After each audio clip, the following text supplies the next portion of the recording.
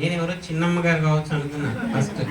సుజాతమ్మ గారు చిట్టక్క అంటే, ఎందుకంటే చిన్నవాళ్ళు ఇల్లాలు ఎంత ఆనందంగా ఎంత ప్రేరణ భర్తకి ఇవ్వగలిగితే భర్త అంత ఉదారంగా ముందుకు వెళ్ళగలుగుతాడు.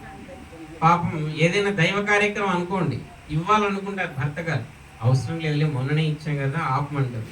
కానీ షాపింగ్ మాల్ ఆపుకోవచ్చుగా. మనము ఈరోజు ఏ స్థాయిలో ఉన్నా గత జన్మలో మనం ఇచ్చినటువంటి స్థాయిని బట్టి ఈ జన్మలో ఈ స్థాయి ఉంటుంది. అది గుర్తుపెట్టుకుంటున్నాం. మనం ఇవ్వగలిగే కెపాసిటీ ఉండి ఇవ్వకపోతే నిజంగా అది భగవంతునికి మనం చేసినటువంటి ద్రోహమే. అందుకే శాస్త్రంలో ఒక శ్లోకం, దారిద్ర దోషేన కరోతి పాప పాపాదవశ్యం నరకం ప్రయాది పునరేవ దరిద్ర పునరేవ పాపి. చాలా మంది ఇళ్లలో చూడండి భగవనామం పెట్టుకోవాలనుకుంటారు. కొన్ని ఇళ్లలో అయితే అసలు దైవ కార్యక్రమం అనేది వాళ్ళ ఇంట్లో జరగదు. ఏమి దురదృష్టమో చూడండి. కనీసం ఒక పూజ, ఒక 20 మందిని మనం ఎందుకు పిలుచుకుంటాం మనుషులు చెప్పండి? మన ఇంట్లో అన్నదానం జరగాలి. ఒక యజమాని నాతో అన్నాడు, మా ఇంట్లో అన్నదానం నేను రోజు చేస్తాను. ఎవరెవరికనంటే మా భార్య, మా అమ్మ, మా నాన్న, మా పిల్లలు తింటాల్సిన అన్నాడు. ఇది అన్నదానం కాదండి. బయట నుంచి అతిథి, అభ్యాగతులు, బంధువులు, స్నేహితులు, సన్నిహితులు వీరొచ్చి మన ఇంట్లో భోజనం చేసి చేయగలిగితే దాని నుంచి వచ్చేటువంటి పుణ్యము అక్షయంగా మారుతుంది.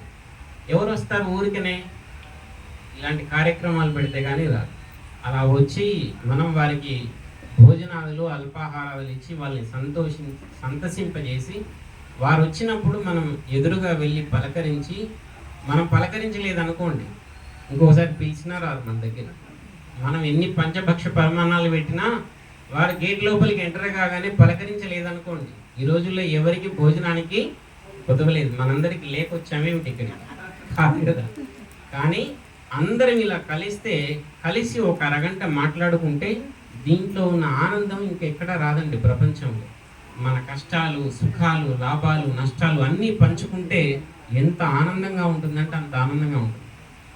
కాబట్టి ప్రతి ఒక్కరూ గమనించండి, ప్రతి ఇంట్లో 5 సంవత్సరాలకు ఒకసారైనా ఏదైనా పూజ అయినా సరే, ఇలాంటి భజనే కాకపోయినా మీకు కాకపోతే వరలక్ష్మి వ్రతం కానీ ఏవైనా ఇట్లాంటి చిన్న చిన్న పూజలు కానీ మీరైనా మీ అపార్ట్మెంట్ వాళ్ళ మట్టికి కానీ 10 మందిని కానీ పిలుచుకొని కొంచెం చేయి కడిగించి ఇలాంటివి చేస్తే భగవంతుడు సంతోషపడతాడు, 10 మంది సంతోషపడతారు. మన దగ్గర ఉన్న ద్రవ్యము శుద్ధి అవుతుంది. మొట్టమొదటి పాయింట్ గుర్తుపెట్టుకోండి. మనం సంపాదించిన 50,000 జీతం అనుకోండి, ఈ 50,000 జీతం మనం ఏ రోజు తినలేమండి. ఈ 50,000 జీతంలో నుంచి కొంత భాగము అన్నదానానికి కానీ ఇతరులకు కానీ ఏదో ఒక ధర్మ కార్యక్రమానికి, దైవ కార్యక్రమానికి కేటాయించాలి. అలా కేటాయించకుండా అలాగే తీసుకొచ్చి బీరువాలో పెట్టామనుకోండి, ఆ డబ్బే మనకు శత్రువై మనకు మనశ్శాంతిని ఇవ్వదండి. మీరు బాగా గుర్తుపెట్టుకోండి ఈ మాటని.